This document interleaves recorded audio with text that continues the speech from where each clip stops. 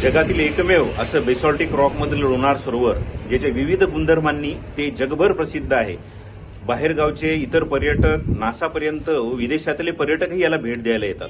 परंतु त्याच्या पाण्या पातळीची वाढ होत आहे, वारंवार वाढ होत आहे. आता पावसाळा पूर्ण संपलेला असूनही लोणार सरोवरच्या पाण्याच्या पातळीत वाढ होत आहे. यामुळे जे पुरातन मंदिरं आहेत ते पाण्याखाली गेलेले आहेत. काही मंदिरे तर त्याचा मूळ मिटलेलाच आहे, कारण ते पूर्ण पाण्यात गेलेले आहे. परंतु कमळजा माता मंदिर जे आहे ते आजपर्यंत कधी पाण्यात गेलेलं नव्हतं. परंतु त्याचेही पाणी इतकं वाढलेलं आहे की 15 ते 20 फूट पाण्याची पातळी वाढलेली असल्यामुळे देवीच्या तांदळापर्यंत हे पाणी गेलेलं आहे. परंतु याकडे पुरातत्व विभाग असो किंवा फॉरेस्ट विभाग असो किंवा इतर विभाग आतापर्यंत काहीही बोलायला तयार नाही व काहीही कारवाई करायला तयार नाहीये. सर्व लोक असे मूग गिळून बसल्यासारखे झालेले आहेत.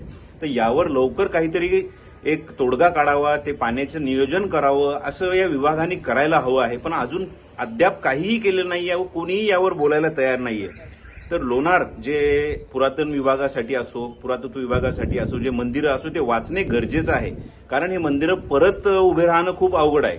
ते वाचवणे गरजेचं आहे. यामुळे याच्यावर ताबडतोब काहीतरी उपाययोजना करावी असं आमचं सर्वांचं, लोणारवासियांचं व इतर सर्वांचंच म्हणणं आहे. तर यावर लवकरात लवकर कारवाई करावी अशी आमची मागणी आहे.